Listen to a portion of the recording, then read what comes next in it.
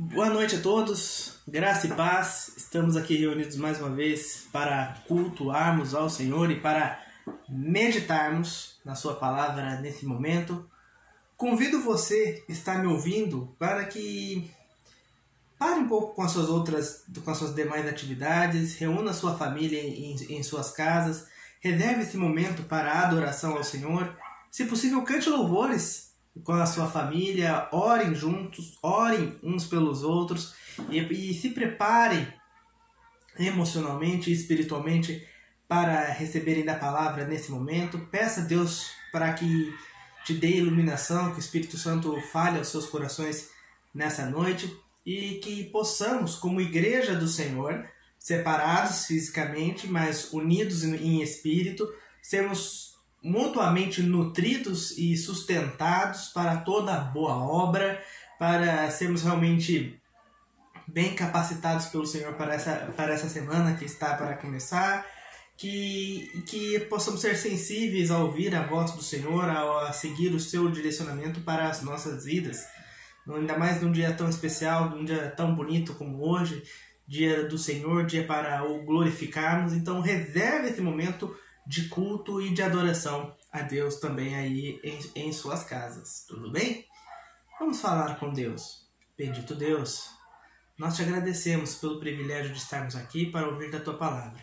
Pedimos ao Teu Santo Espírito que fale aos nossos corações, nos ensine, nos exorte, segundo o Teu bem-querer, ó Pai, nos molde, nos capacite-nos para vivermos e fazermos tudo segundo a Tua vontade. Por tudo nós te louvamos e te bendizemos o nome, na certeza de que o Senhor, Tu, ó Pai, é Deus sobre nossas vidas e tem cuidado de nós. Muito obrigado por tudo. Em nome de Jesus. Amém, ó Pai. Muito bem, irmãos.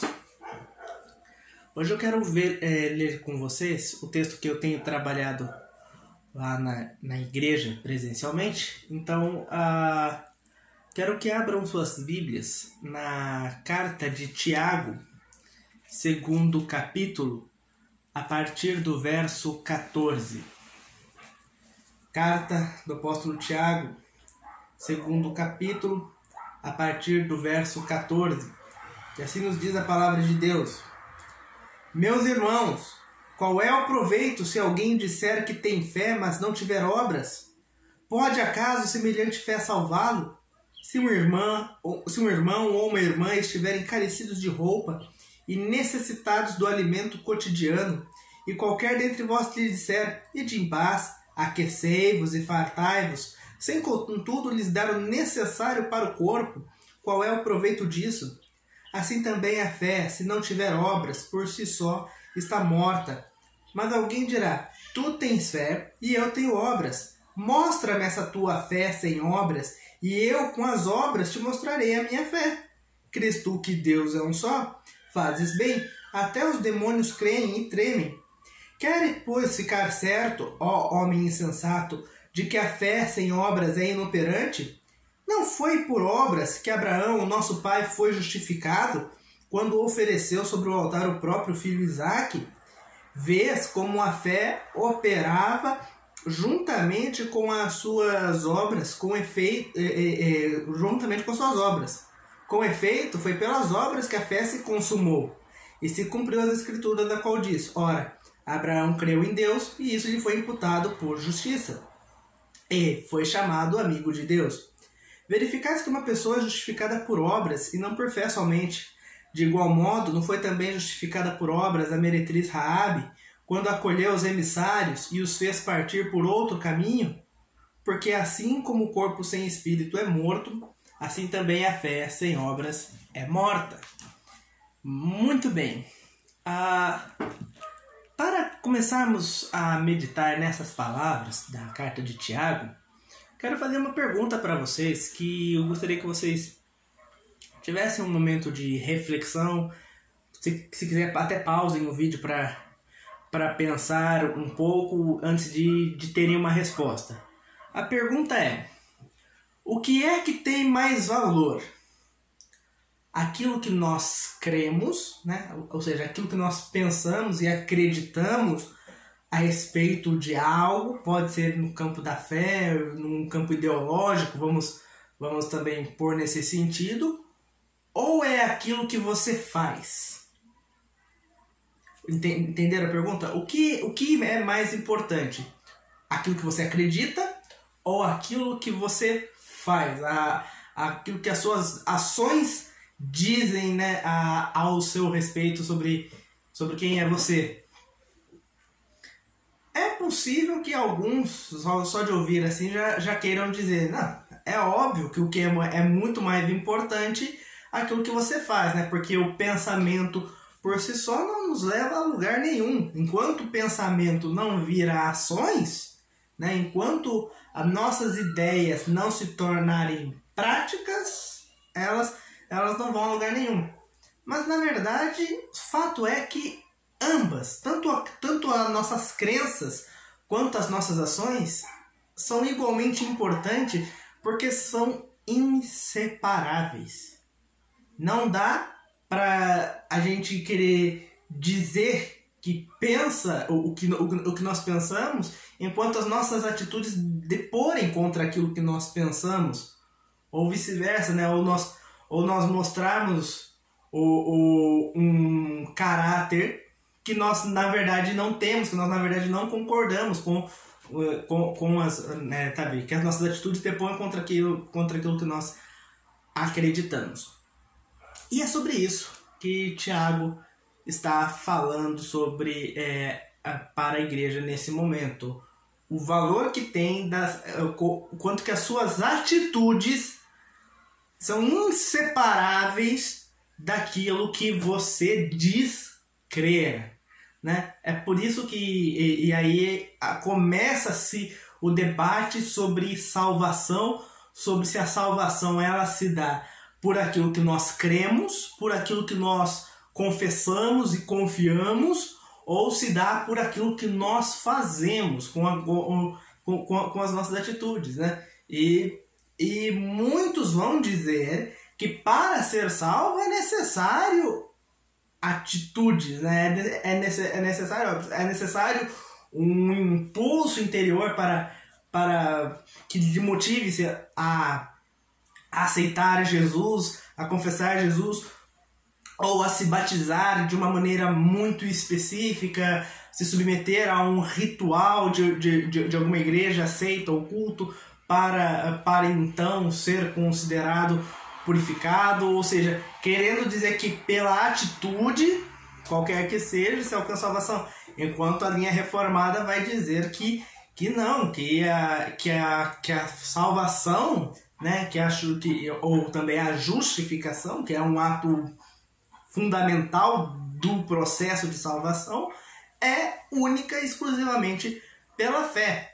Mas Tiago quer mostrar uma realidade que não contradiz com o ensino reformado, não contradiz que a justificação é somente pela fé, e nem tampouco também ele tá dando munição para quem acredita que as nossas atitudes é que nos salvam. Mas o que ele quer dizer é o seguinte, que a nossa fé ela é automaticamente carregada de ações que correspondem a essa fé. Então, na verdade, muitos vão ler esse texto e fazem dividem dois setores na sua mente. Primeira ala, as boas obras.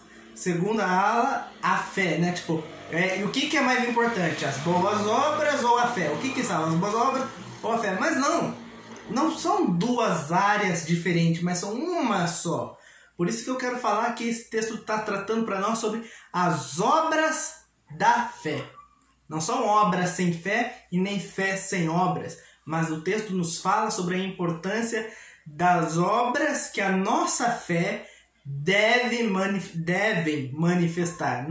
Tiago não está apontando ideias opostas. Vale também ressaltar que o Tiago, desde que ele começou a escrita do livro, ele teve um momento ali para falar sobre a perseguição que a igreja estava passando, para eles entenderem isso como um sinal da aprovação, uma maneira pela qual Deus estaria aperfeiçoando a vida deles, produzindo perseverança no coração dos crentes e tudo mais, a necessidade da sabedoria, até que no final do capítulo Primeiro, a gente começa a ver que Tiago ele muda o assunto para a fé prática.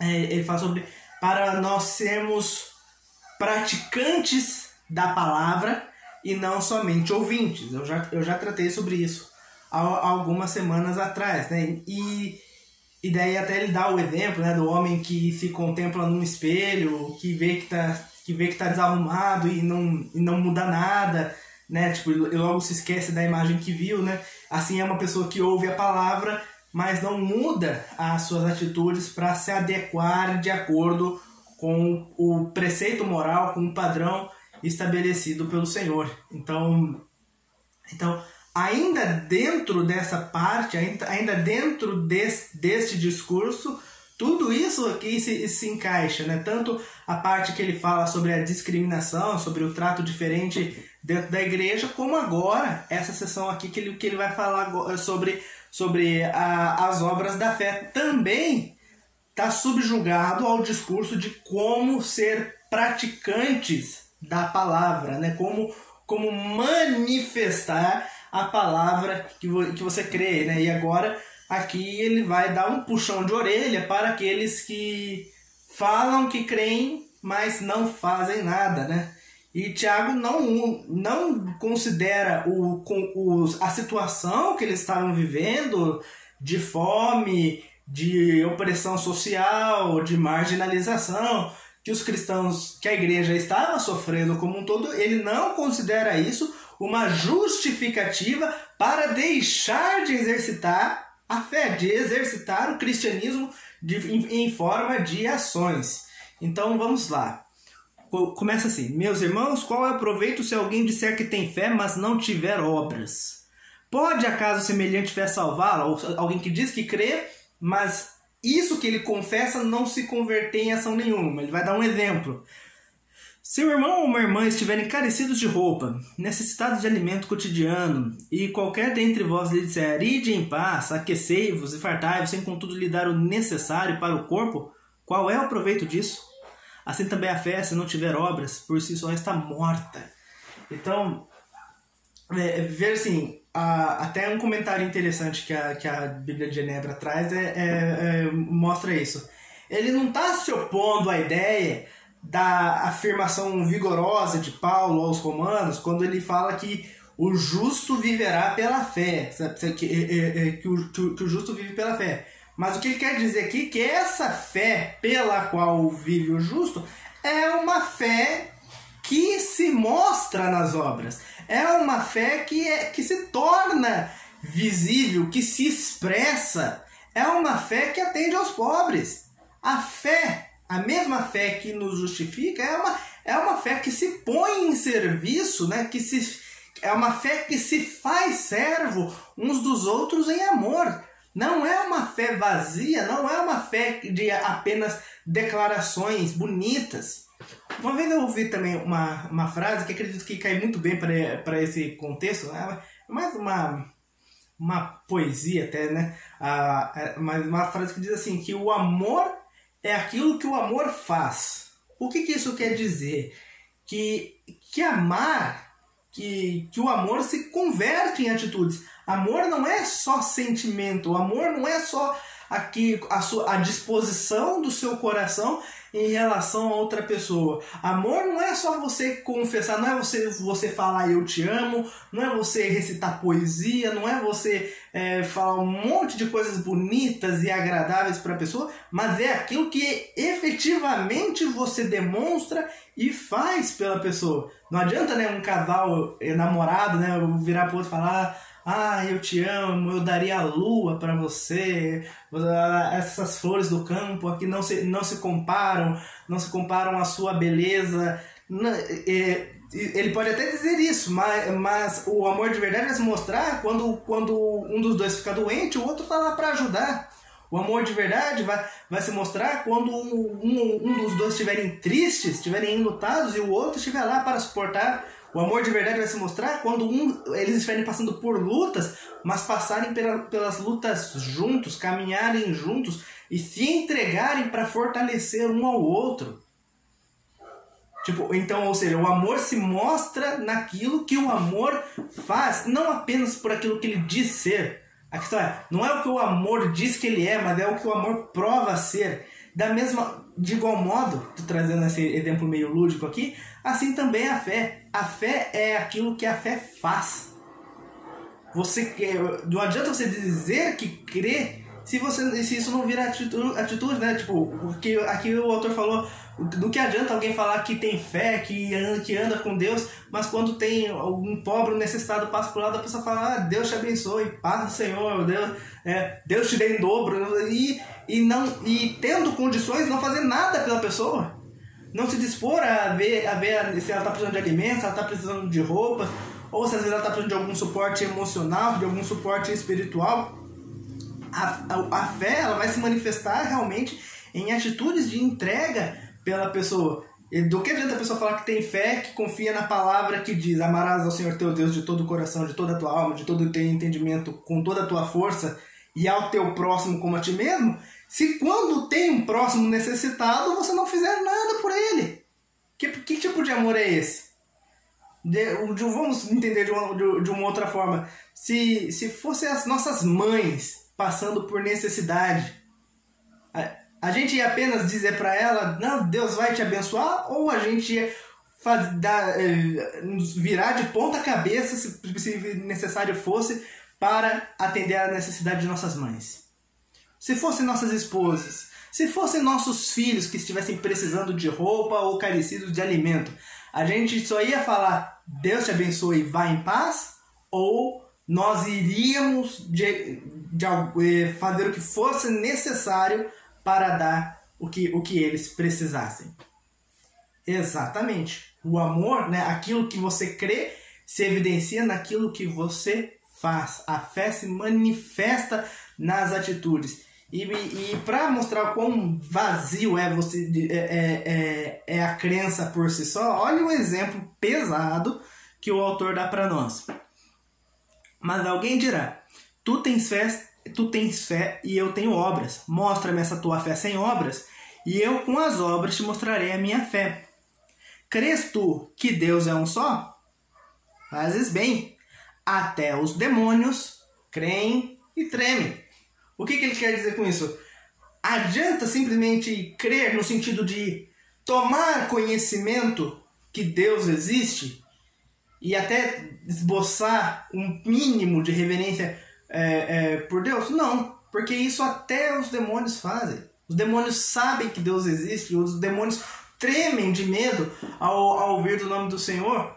Os demônios sabem o destino que lhes está reservado. A diferença é que os demônios não têm atitudes de fé. Os demônios não buscam arrependimento. Os demônios não depositam a sua confiança em Deus. Os demônios não vivem em santidade. Os demônios não mudam suas atitudes. Mas sabem que Deus existe piamente.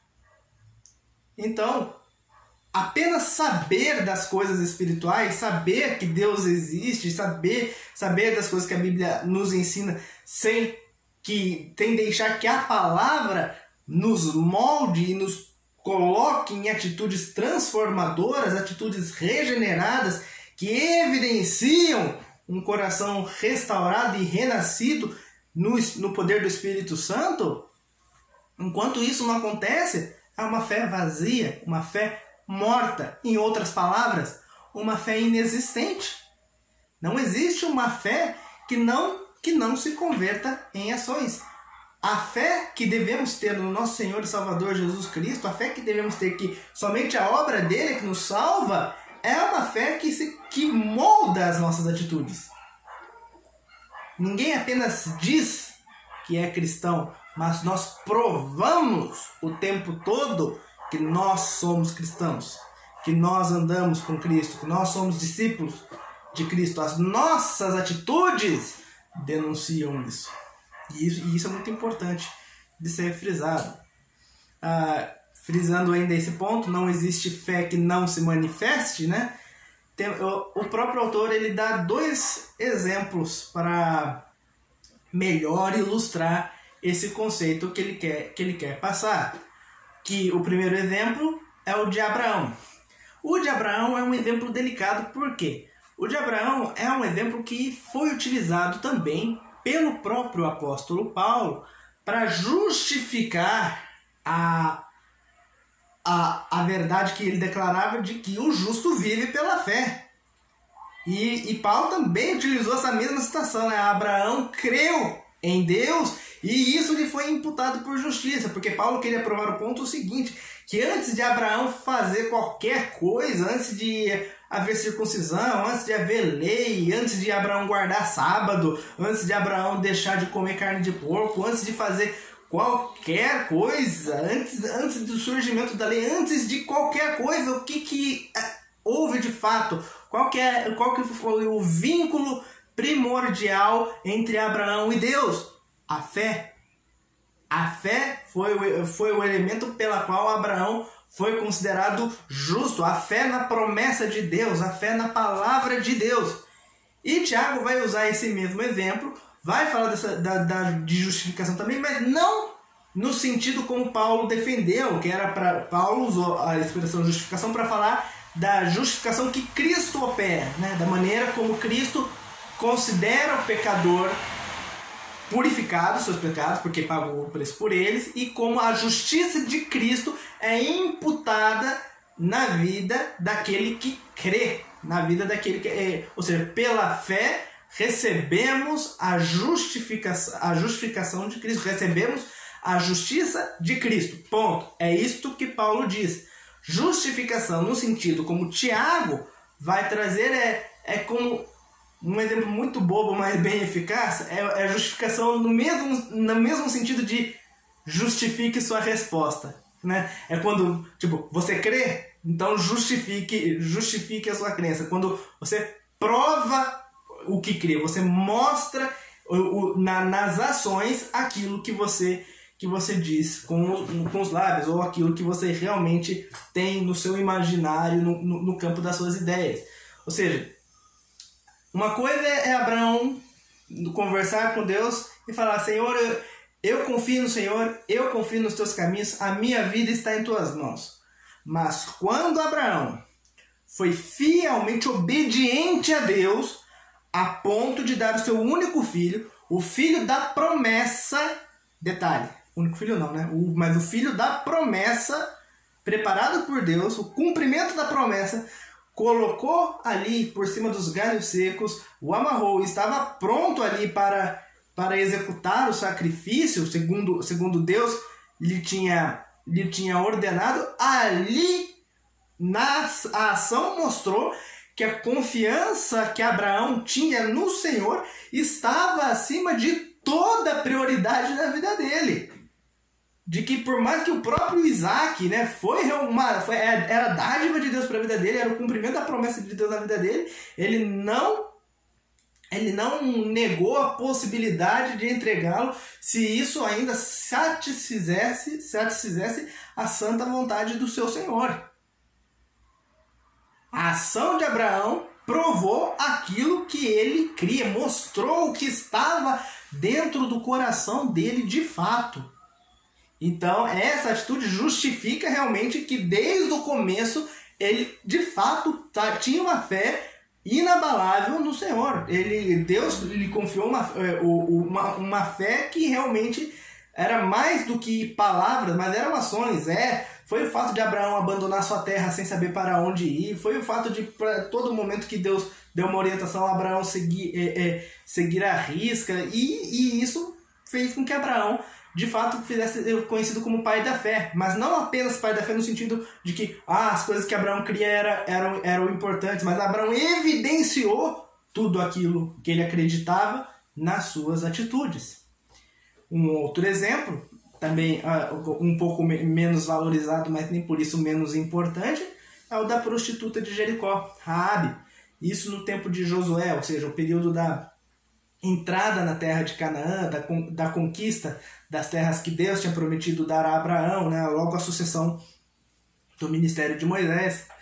Antes de entrarem na cidade fortificada de Jericó, Josué mandou 2 espias que fossem para a cidade para saber, para elaborarem uma estratégia a partir do relatório que os espias trouxessem.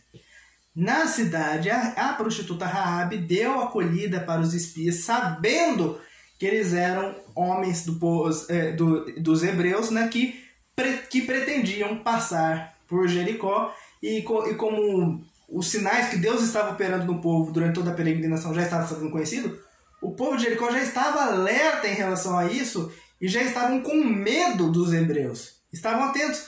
Então, se alguém soubesse, se uma vizinha fofoqueira visse Raabe ali entrando na casa com 2 homens que pareciam ser de fora, Raabe estava colocando a sua vida em jogo.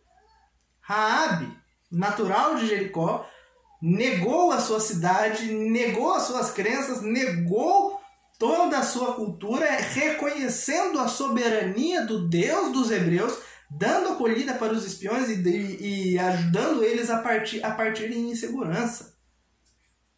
Ou seja, alguém que sequer teve a oportunidade de conviver no arraial dos hebreus para ter tanta fé, já mostrou o quanto que o temor que ela teve pelo Deus dos hebreus falou mais alto que todo outro senso de autoridade, de perigo e de valor que ela tinha anteriormente, porque ela negou todas essas coisas para dar proteção para os espias.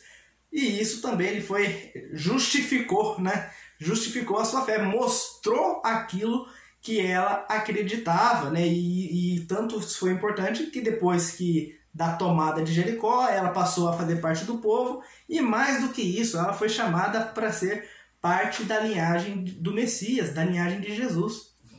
Notem bem, o exemplo de Raabe e de Abraão não quer dizer que no fato dela guardar os espias, ou o fato de colocar o filho no altar para o sacrifício, não foi isso que os tornaram justos. Não foram essas atitudes que salvaram a vida de Abraão e de Raabe, mas essas atitudes mostraram aquilo que estava ali em seus corações, aquilo que eles criam de fato.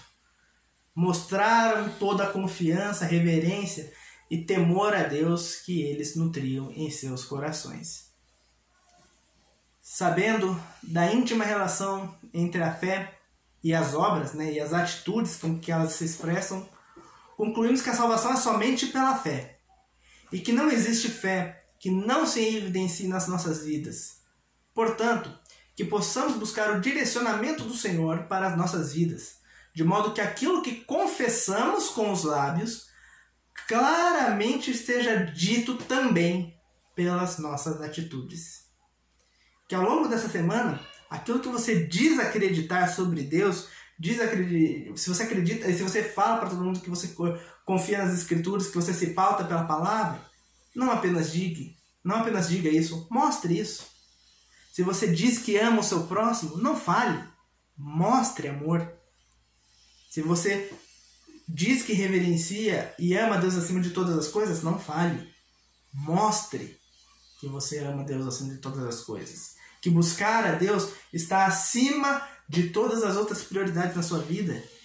Reserve mais tempo para Ele, reserve mais tempo de dedicação, de devocional, de oração, de leitura da sua palavra, para que o Santo Espírito fale ao seu coração e te molde segundo o bem-querer do Senhor.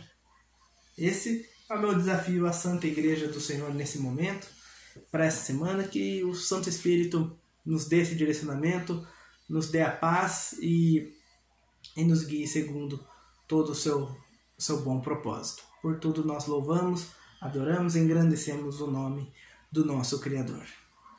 Bendito Deus, amado Pai, te louvamos e te exaltamos o nome, agradecidos ao Senhor por essa palavra que fala aos nossos corações. Pedimos que o Teu Santo Espírito nos dê esse direcionamento para realmente, com as nossas obras, mostrarmos a nossa fé, mostrarmos a fé que o Senhor mesmo nos concedeu e todo o temor e reverência que temos em confiança em nosso Senhor Jesus Cristo. Que possamos buscar ao Senhor acima de todas as coisas e evidenciá-lo da melhor maneira possível, testemunhando daquilo que nós queremos, testemunhando dessa poderosa luz ao mundo. Por tudo nós te louvamos e te bendizemos em nome de Jesus. Amém, Pai. Amém, queridos? Obrigado se você assistiu até aqui. Quero convidá-lo a participar conosco das nossas atividades presenciais. Nós voltamos com os cultos da nossa congregação na Avenida Tancredo Neves, número 159, centro de Vaiporã.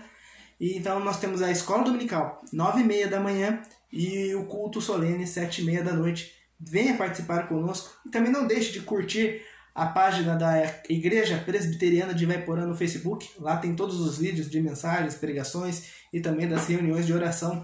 Acompanhe lá, você vai gostar, e compartilhe esse vídeo com seus amigos, com seus familiares. Se esse vídeo falou ao seu coração e se você crê que pode também falar ao coração de outras pessoas, compartilhe, para que desse modo você também contribua para a proclamação do Evangelho, proclamação da palavra do Senhor ao mundo. Obrigado pela participação de vocês. Deus abençoe. Uma ótima semana a todos.